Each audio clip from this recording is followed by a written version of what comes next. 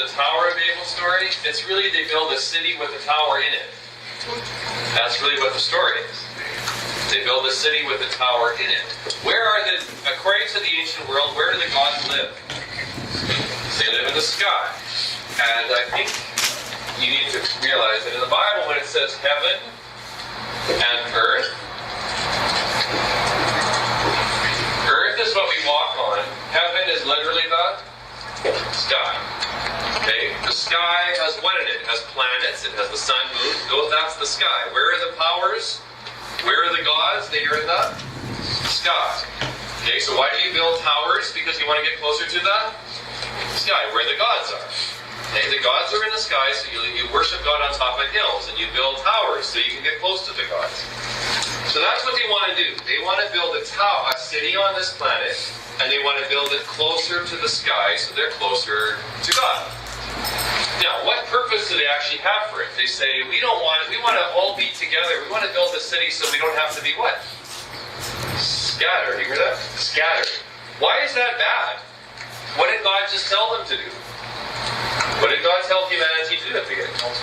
Multiply and fill the earth. What do you have to do to obey God? We have to scatter. Ultimately, you have to scatter. And so therefore, when you say, we don't want to scatter, you're telling God what? Not your will, but mine, which will ultimately lead to death. Always it leads to death. The second reason they want to build the tower is to make a name for whom? For themselves. Theoretically, they invented bricks at the Tower of Babel. They invented bricks. Now, when you invent something, what should you use every invention for? You should use it to glorify whom? God. You shouldn't invent things and say, I wonder how I can make $1 million from this invention. I wonder how I can make a name for myself so everyone knows my name for this invention. Theoretically, if a Christian invents anything, what's the first question they should always ask? How can I use this invention to glorify God and make the world a better place, more shalomish for Him, right? Now, when you, in the Middle Ages, when they painted pictures, guess what they didn't put on the picture? These Christians in the Middle Ages would paint these big paintings, that's what they left off. They never put their name on it.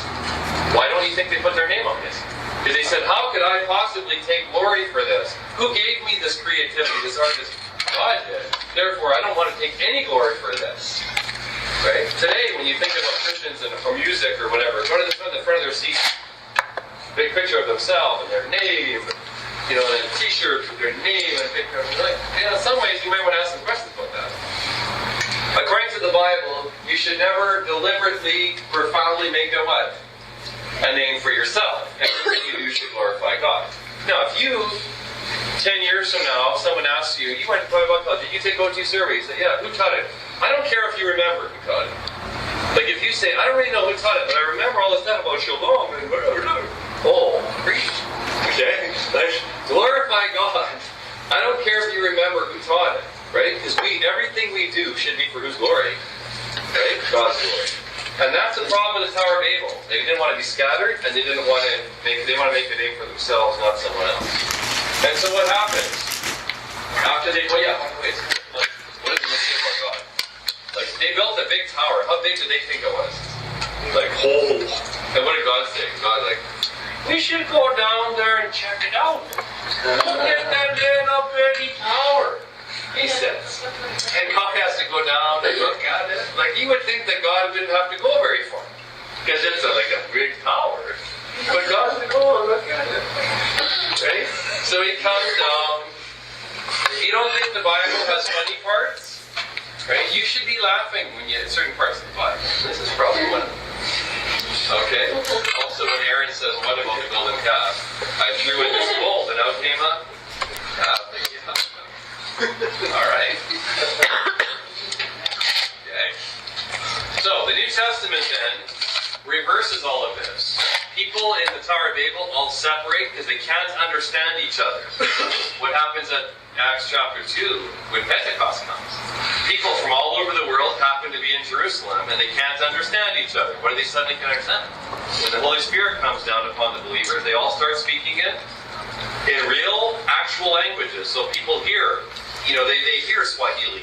Oh, that's a real Swahili. I'm listening to it. Person had to think it doesn't know this, right? You just know Siahamba or something? Okay, that's no problem. So all of a sudden she can speak totally Swahili, right? And so he can thrust.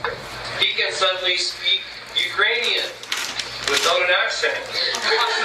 Okay? And you know what I mean? Everybody who is there, because the Holy Spirit came on them, can suddenly speak real languages they've never learned, and they're proclaiming Jesus and His resurrection in all these different languages.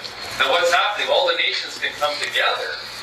And what happened to our Babel? They all went separately. And now they're coming together. And in Jesus, when Jesus comes again, all the nations will do what? All together, every knee will bow, every tongue confess, and all be singing praises to God in every different language. And they'll be like, I'm assuming all of us will be able to understand it. Oh, that's Chinese. I didn't really learn that before, but now I understand it perfectly amazing. Oh, right? Isn't that cool to think about? You might be able to learn every language. You'll be able to understand as all the nations come and glorify God. So, the coming of the Holy Spirit reverses the Tower of Babel. Now, that's what some people think the Tower of Babel would look like. This is a ziggurat that actually exists. This is a reconstruction of it. Towers, and it's supposed to be a big religious thing.